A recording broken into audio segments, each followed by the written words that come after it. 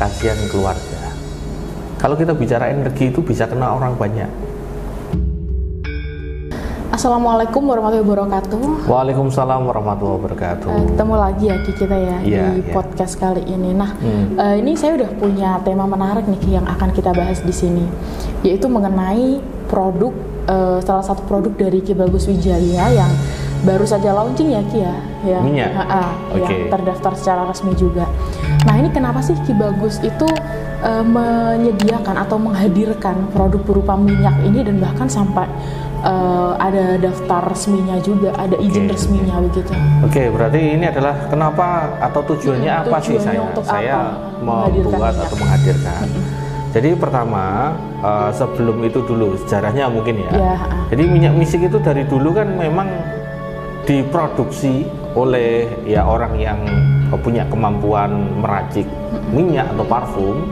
Kemudian oleh orang-orang spiritual itu kemudian diritualkan jadilah minyak misik. Ya, tujuannya mereka digunakan memang untuk perawatan dari sarana-sarana tersebut. Nah, maka dari itu salah satu tujuan dari saya memang satu, minyak misik itu memang digunakan untuk perawatan, Mbak. Perawatan dari sarana-sarana spiritual. Contoh ya yang paling umum lah, yaitu untuk wewangian, tasbih itu loh, Mbak. Tasbih itu kalau dikasih wewangian itu kan lebih khusyuk ketika kita untuk berzikir dan lain sebagainya. Ada juga yang namanya pusaka. Budaya di Jawa ya khususnya, kalau kita punya keris, pusaka ya harus ada perawatan. Nah, itu prosesnya seperti itu. Pembersihan itu secara luar itu kan untuk membersihkan debu, kerak atau apa ya. Nah, minyak itu digunakan untuk membersihkan secara energi. Nah, itu tujuan untuk pembersihan ya. Tapi ada yang namanya kita hidup di negara yang punya aturan hukum ya. Kenapa saya sampai ini harus resmi? Karena gini, Mbak, kan ada minyak yang memang digunakan untuk kulit. Saya tidak mau itu ketika ada meracik minyak kemudian dipakai di kulit kemudian ada masalah ya, menimbulkan penyakit, itu saya tidak mau. Makanya saya resmikan ataupun didaftarkan ke BPOM kan. Nah, tujuannya untuk itu ya. Jadi untuk teman-teman yang menggunakan minyak misik dari saya itu pun tidak khawatir, sudah resmi. Nah, sudah resmi karena racikan yang sudah saya sesuaikan, saya ritualkan. Tentunya tujuan pertama ya agar resmi, tidak menimbulkan keraguan. Kedua adalah untuk perawatan, makanya ada ritual di situ. Ya, tujuan selanjutnya memang agar energi dari suatu pusaka atau batu mustika itu selalu positif. Nah, itu yang saya harapkan. Karena ini, Mbak, mengerikan, Mbak, kalau pusaka atau mustika itu nggak dirawat itu bahaya. Pernah ada kejadian yang sampai berbahaya? Yo banyak. Karena gini, karena beracu gini aja, Mbak. Banyak orang yang menerima sarana spiritual itu asal-asalan. Contoh, tiba-tiba dia jalan, nemu di bawah, kok ada batu bagus, ya kan? Mungkin sampean kan pernah lihat chat-chat di CS saya ya, admin saya. Diambil gitu, nemu batu ini, tanya ini batu untuk apa, lalu nggak tahu batunya untuk apa, energinya bagaimana, diambil ya kan. Itu energinya kadang bahaya, kadang batu biasa, tapi ya takutnya kalau bahaya itu loh, Mbak.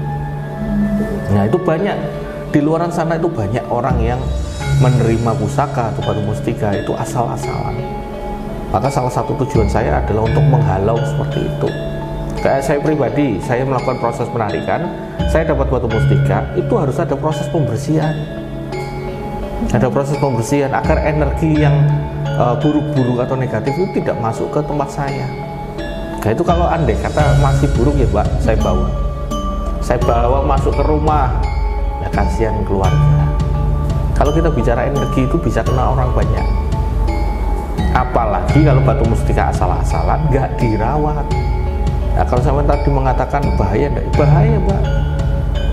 Karena ada beberapa klien saya nangani ya, itu satu keluarga dihantui, Mbak, kayak semacam kayak genderuwo besar gitu, dihantui. Karena apa? Karena ada benda-benda spiritual yang nggak pernah dirawat di dalam rumah itu. Di dalam rumahnya begitu. Itu ya dari batu mustika atau pusaka yang asal-asalan.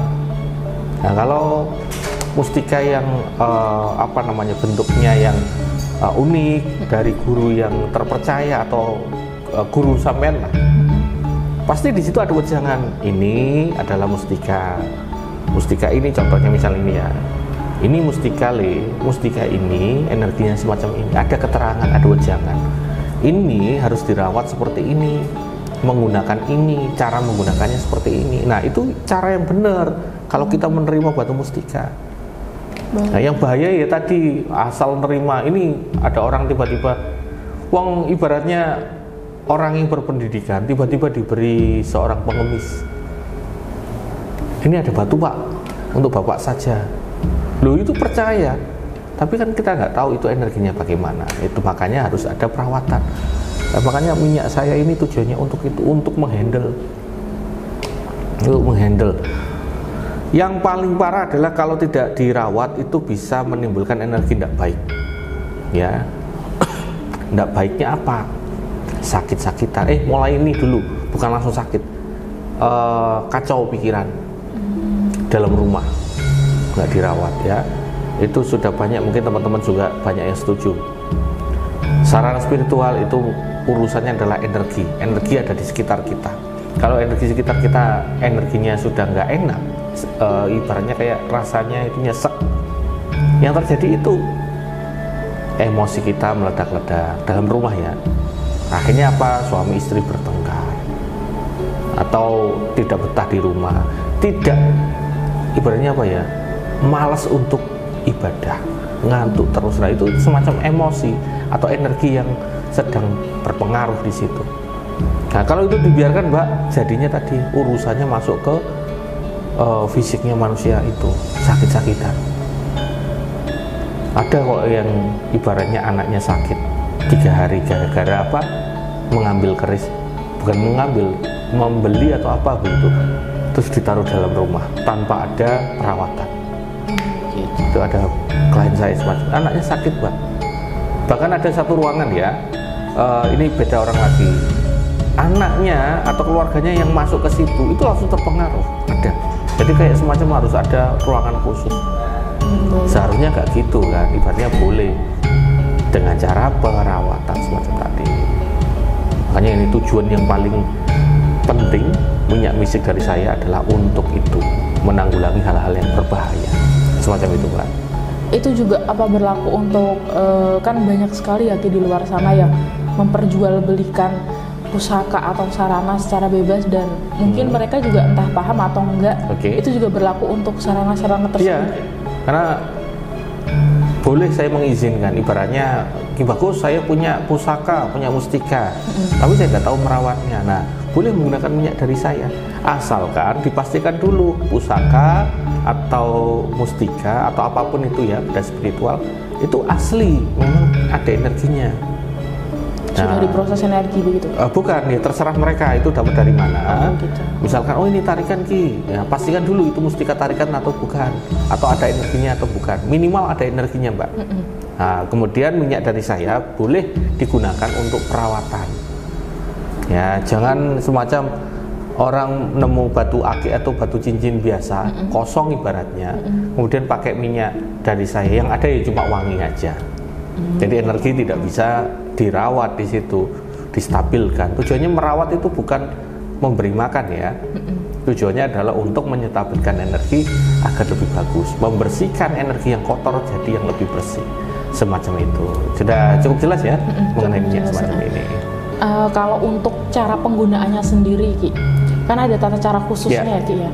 Kalau misal kita tidak mengikuti tata caranya, itu apakah akan berpengaruh seperti apa kepada diri kita atau kepada pusaka atau sarana yang kita miliki? Kalau minyak misik dari saya Mbak, yang penting itu niat. Kalau tata caranya itu ya simpel sih kalau menurut saya. Energi itu sudah ada di kandungan dari minyaknya, tinggal disemprotkan, sesuaikan dengan hari yang pas ya, malam Jumat atau malam kelahiran. Kemudian disemprotkan atau diteteskan dengan niatan nanti yang saya ajari. Nah, itu yang paling penting kuncinya, Mbak. Semacam itu. Baik. Bisa digunakan untuk semua sarana dan pusaka ya? Iya. Sarana, pusaka, dan juga bisa digunakan untuk ini bantuan spiritual agar lebih batinnya itu lebih kebatinan ya, lebih tenang, enteng. Biasanya dipakai untuk meditasi, pertapa atau berzikir, lebih khusyuk nantinya. Untuk relaksasi juga bisa. Iya, semacam itu, karena wanginya memang saya pilihkan yang sesuai. Karena boleh kok ditaruh di tangan, nggak ada reaksi gatel atau reaksi panas, enggak. Ibaratnya sudah resmi, ada BPOM-nya, jadi aman untuk semuanya, begitu. Oke. Nah, misal ada kasus seperti ini, Ki.